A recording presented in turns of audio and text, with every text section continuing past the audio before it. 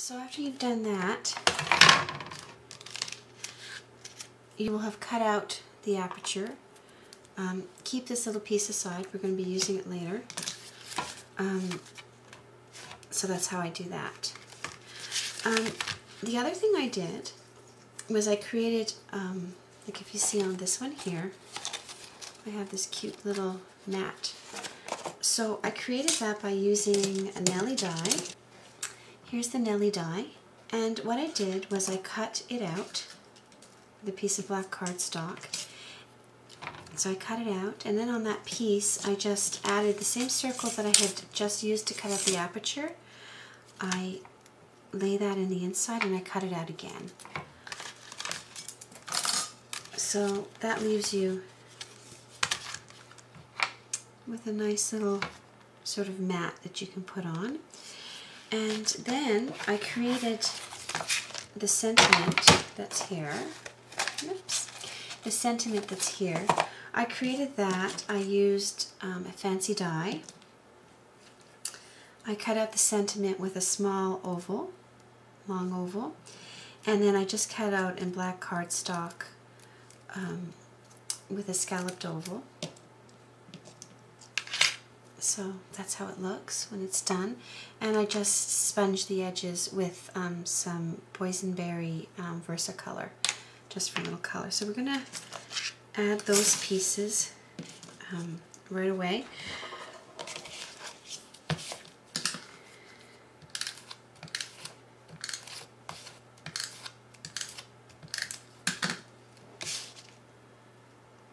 There we go.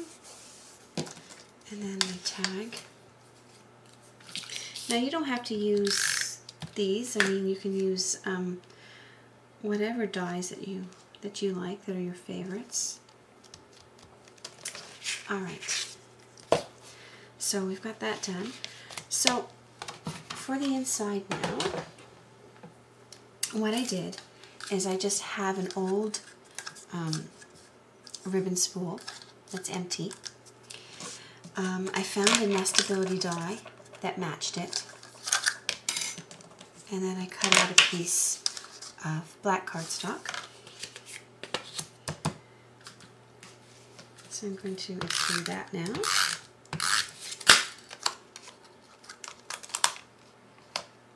So it just goes right on the top.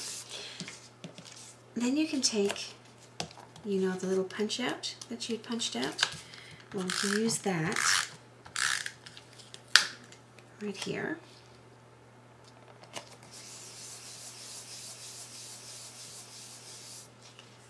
Okay. And we're going to adhere it down. I like to use Scorpel tape for this because it's mighty strong. And I want to make sure it doesn't fall out.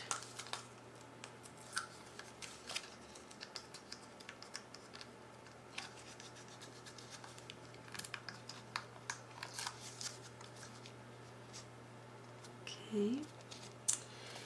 And then you need just a piece of black ribbon. I'm just going to get my glue dots here. So just put a piece of little glue dot on one part of your ribbon. And then you're just going to wrap it around and secure it like that. So that part is done now.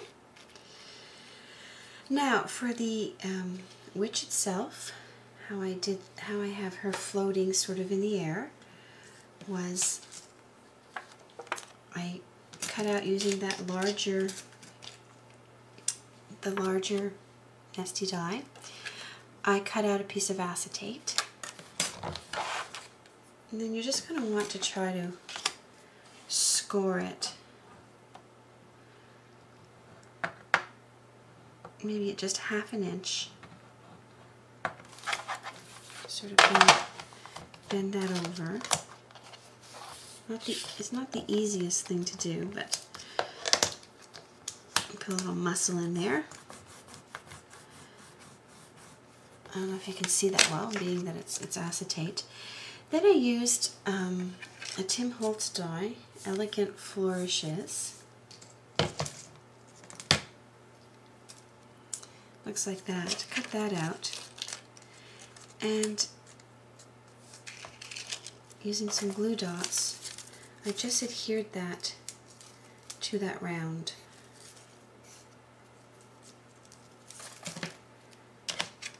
Like this.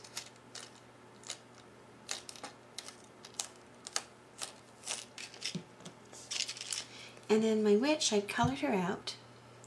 I taped her down to some black cardstock before I cut her out, so just that the back looks kind of pretty. Here, I'll let you see the witch a little closer. And she's going to get glue dotted onto that as well.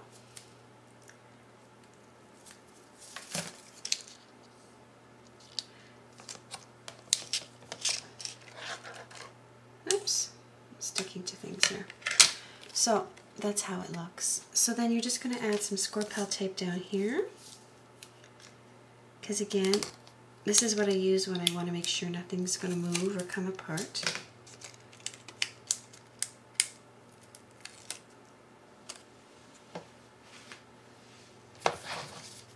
And then you just adhere it to the center, like that.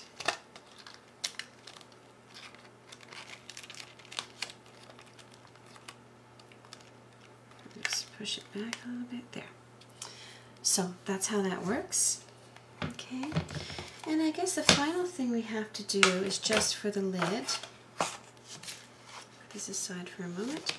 For the lid that we made, you're going to need a 4-inch square that you're going to tape onto the top.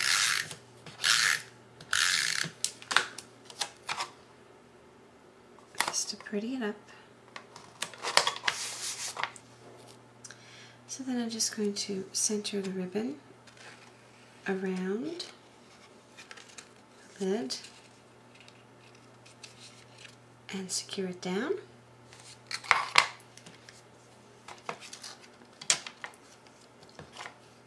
And I just fold these up here and put the lid on. And there you have an explosion box. So I hope you enjoyed my tutorial. I hope this encourages you to make one of your own. Thanks a lot for stopping by.